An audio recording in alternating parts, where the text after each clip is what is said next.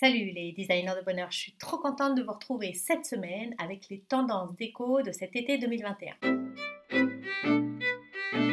Alors d'habitude, je ne suis pas très fan des tendances, des modes, sauf que là, c'est beaucoup de choses qui me parlent, beaucoup de choses qui me plaisent, alors du coup, je les partage. Et puis, il y a quand même vraiment des incontournables. Juste avant la vidéo, pensez à vous abonner et à cliquer sur la petite cloche pour être averti des vidéos quand elles sortent. Alors, quelles sont les tendances de cet été 2021?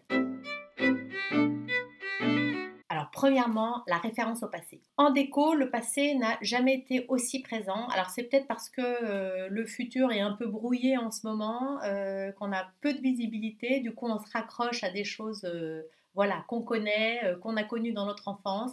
Donc, la mode est vraiment aux choses anciennes. Alors, les tendances d'autrefois ont vraiment le vent en poupe. Les mobiliers de grand-mère, les vieilles nappes, des objets qui étaient jugés avant hyper kitsch redeviennent vraiment à la mode.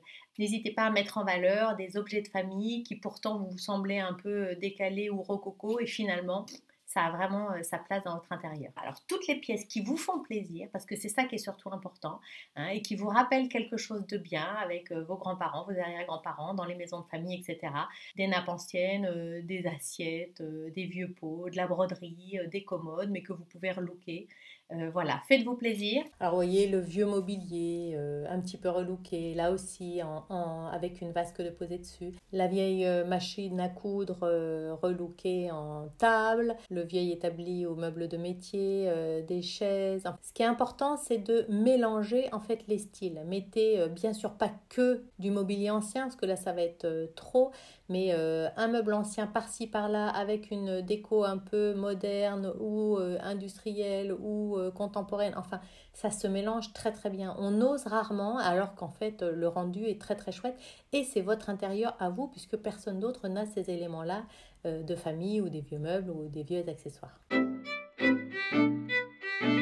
Alors, deuxième tendance de cet été, la tendance camping. Le renouveau du camping-car, la vie en van, la van life sont hyper actuelles aujourd'hui. Alors c'est peut-être parce qu'on a un besoin de liberté exacerbé en ce moment, parce qu'on est peut-être un peu contraint. Donc il y a cette envie de mobilier un peu nomade, facile à déplacer. La tendance camping, elle est vraiment là. C'est en général du mobilier compact, mais qui est un peu relooké justement pour que ce soit quand même sympa dans nos intérieurs. Alors il y a deux objets hyper tendance qu'on trouve beaucoup, qui ont été beaucoup relookés et du coup qui ont toute leur place dans nos intérieurs, été comme hiver, c'est le fauteuil pliant et son repose-pied. Donc ça, c'est vraiment la tendance. Les fameux fauteuils butterfly, donc papillons, voilà, qui sont vraiment là, issus du monde du camping. Très pratique, c'est facile à déplacer, facile à entretenir. La tenture, hop, ça passe à la machine. Enfin voilà, c'est très très pratique. Et effectivement, ça c'est la tendance camping par excellence. Alors ce qui est très chouette, c'est qu'on les a aussi du coup maintenant, ils ont évolué, on les a en cuir, en peau de bête, enfin voilà, il y a beaucoup beaucoup de choses très sympas avec ces fameux fauteuils butterfly. Voilà, la petite chaise pliante et son repose-pied, ça on en a plein plein plein de toutes les formes, en bois, en métal, en cuir, en cordage. Troisième tendance, la folie des rayures. Alors moi, ça tombe bien, j'adore ça depuis toujours, mais c'est graphique, c'est structurant. La rayure, elle s'impose partout, sur les accessoires, sur les murs. Donc des lignes droites qui nous embarquent direct, c'est vraiment années 50 sur la Riviera. Mais justement, avec, c'est pas que du noir et du blanc, ça peut être plein de teintes ensoleillées avec du rouge, du jaune. Il y a beaucoup, beaucoup de choix en tissu, en coussin, en nappe. Ça apporte vachement de modernité, beaucoup de graphique et pourtant, c'est un petit brin nostalgique. En coussin, en vase, il y en a pour tous les goûts, il y en a beaucoup. Là, chez vous, c'est tellement beau, sophistiqué, graphique. Voilà, moi, un petit clin d'œil au linge basque de ma région qui est vraiment, on a beaucoup de choix, beaucoup de très très jolies choses.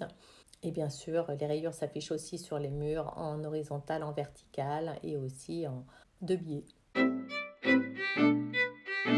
Quatrième tendance, le bonheur des formes organiques. Alors moi, c'est quelque chose auquel je tiens beaucoup parce que ça fait vraiment, c'est une des caractéristiques du design biophilique. C'est vraiment opter pour des formes et des motifs qui sont les plus proches de celles de la nature. Alors, c'est vraiment en opposition à ce qui est artificiel.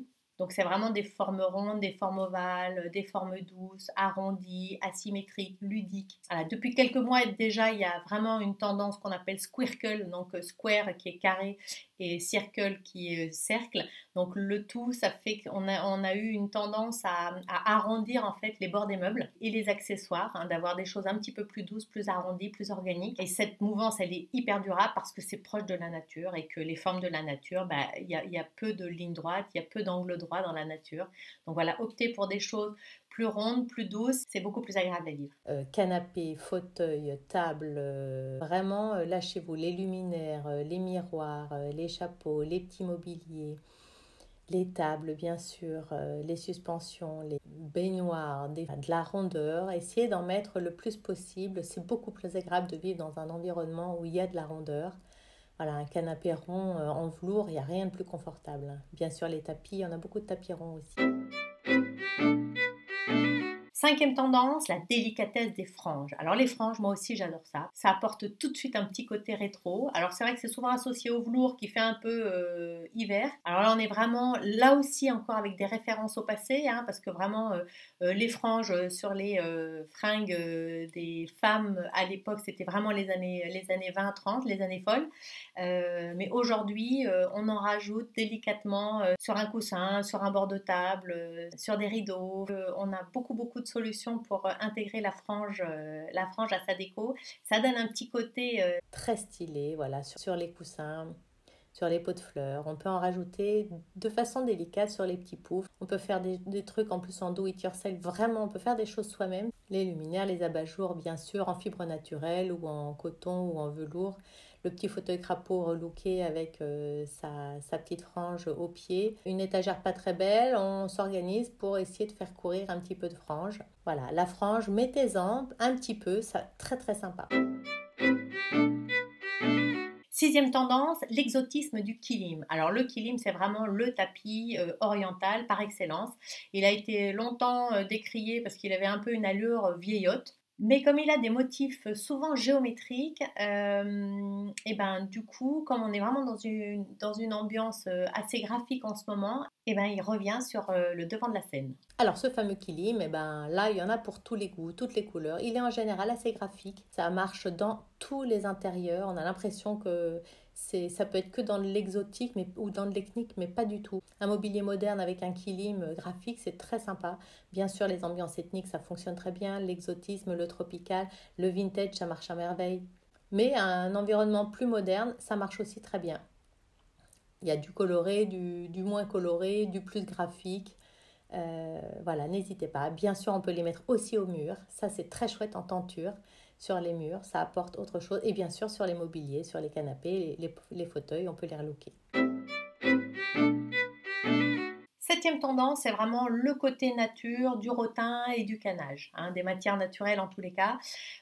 C'est incontournable depuis plusieurs saisons, ça c'est clair. On peut vraiment les utiliser en luminaire, en tête de lit, en table basse, en chevet, en assise, enfin voilà, on peut vraiment en mettre partout. Des fibres naturelles, en plus elles ont une couleur assez chaude en règle générale. On peut en mettre dans n'importe quel type de déco, n'importe quel style de déco, et ça c'est chouette. Donc la fibre naturelle, les matières naturelles, c'est vraiment vous êtes en connexion plus directe avec la nature, en harmonie avec l'environnement naturel, bah, et ça fait vraiment toujours du bien. On est là aussi clairement dans du design biophilique. Ça peut être très sophistiqué et très roots. Voilà, donc on a plusieurs exemples là. Le rotin, toujours très agréable dans un intérieur.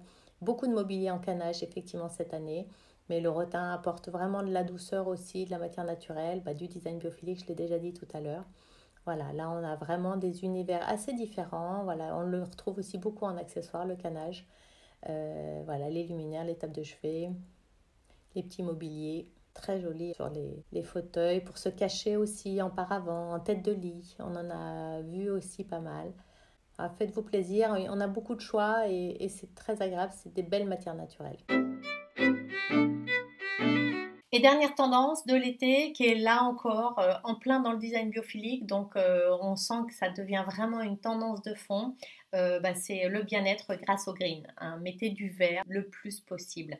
On a été confinés, on est en télétravail, on est un peu bloqué chez nous, en tous les cas dans nos régions. Donc le manque de grand air, c'est vraiment faire sentir. Conséquence, la nature, elle est de plus en plus présente dans nos intérieurs, que ce soit par les imprimés, par des références à la nature, par des plantes vertes. Donc là, le vert est hyper tendance cette année, ça c'est clair. Hein. Vert végétal pour les murs, pour les meubles, pour les coussins, pour les rideaux, enfin on en a partout. On a rénové notre maison l'année dernière, mais déjà moi j'avais vraiment envie de vert et c'est vrai qu'avoir un environnement où les murs sont peints en vert, mais c'est hyper agréable, on se sent très très bien. On a l'impression d'être en pleine nature tout le temps. Donc entourez-vous de plantes vertes, de fleurs. Faites en sorte que ce soit de vrais éléments de votre déco. Les plantes sont bénéfiques parce que ce sont des organismes vivants qui respirent. Elles vous dépolluent l'atmosphère de vos intérieurs. Ben, ça, c'est quand même vraiment chouette.